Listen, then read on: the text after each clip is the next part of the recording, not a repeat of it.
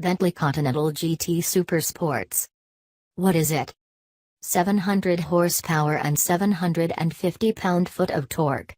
If you are to understand this new Bentley Continental Supersports, it is not enough to focus on one figure or the other. Power will tell you how fast this car is, and it is torque that determines how it is fast.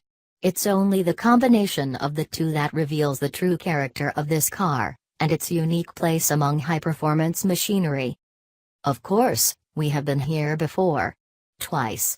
There's not much need to dwell on the 1925 3.0-liter Bentley Supersports, the first car to fly the wings guaranteed to do 100 miles per hour. The name was resurrected in 2009 to grace a two-seat, carbon fiber-seated Continental GT, lighter to the tune of 110 kilograms with a little more power and torque, a 40/60 front-to-rear torque split, firmer suspension bushes and a wider rear track. Clearly, it was quicker than the Continental Speed from which it was derived, and so too did it feel different, tauter, better balanced, less of a GT and more of a super sports car. The name may be the same this time around, but the approach is dramatically different. This new Supersports hasn't bothered to go on much of a diet, is available with only 4 seats and doesn't fiddle with the torque distribution, the rear track or even the suspension settings. Springs, bars and dampers are all the same as a standard Continental Speed, as are the tires. True, it is 40 kilograms lighter thanks to standard carbon ceramic discs and the Akrapovic titanium rear exhaust box already used on 2014's 2V8-based GT3R, but such savings seem almost incidental. This Supersports is all about the engine. What's it like? It is at first a puzzling car to drive. The Supersports name makes a promise backed by the carbon fiber trim, bonnet vents, rear wing and Alcantara-lined interior. But the car appears to have another agenda, which is simply to make you feel like an artillery shell fired from a large field gun every time you put your foot down. Ignore the 3.4 seconds 0 to 60 miles per hour time, for that is a function of traction as much as torque. It is the 7.2 seconds 0 to 100 miles per hour time that establishes this Supersports as Bentley's first ultra-high performance road car. That's quicker than we recorded for the new Honda NSX, Mercedes-AMG GTS and the latest Nissan GT-R. The last Supersports needed 8.9 seconds to do the same.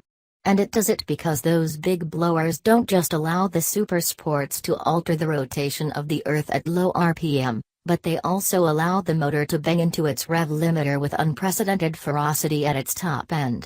Torque and power, power and torque. But it's frustrating, too. For 14 years, the Continental GT has, in all its myriad guises, always been stronger in engine than chassis. And to lavish such additional riches on the former while leaving the latter clutching at straws, it has the torque vectoring system first used on the GT3R now fully integrated with the traction and stability control systems, serves only to accentuate the disparity between the two.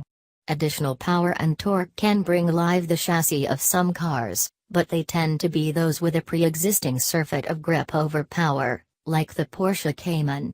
In almost 2.3 tons of nose-heavy Bentley, this was never going to be the case. So you have to adapt your style of driving to suit the car, a necessary evil I resent in any machine. Despite its enormous ceramic brake discs, you have to be conservative with your braking and overstop the car before turning in.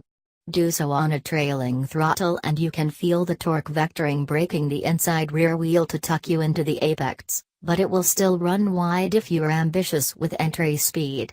Only when you do it Bentley's way, slow in, fast out, does it all start to make sense. The vectoring works far better driving away from the apex. You can sense incipient understeer and the system functioning effectively to quell it.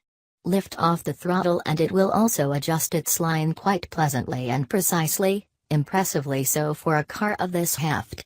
And it's actually very good in fast curves. You just aim for an early apex, lob the car in as you ease off the gas and get back on the power as soon as you can.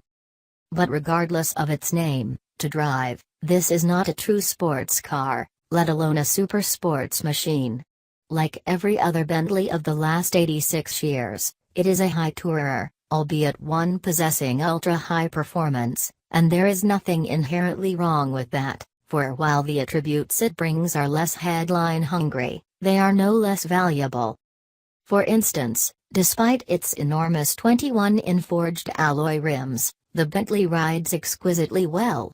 It's wonderfully quiet at motorway speeds, and you could drive all day and night in its enormous seats and emerge without an ache.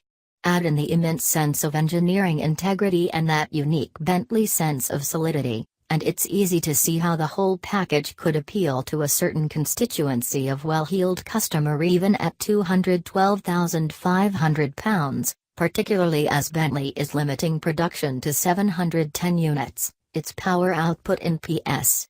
After all, Bentley sold all they could make of the last Supersports, about 1,800 in the end, even though it was around £30,000 cheaper than this model in real terms.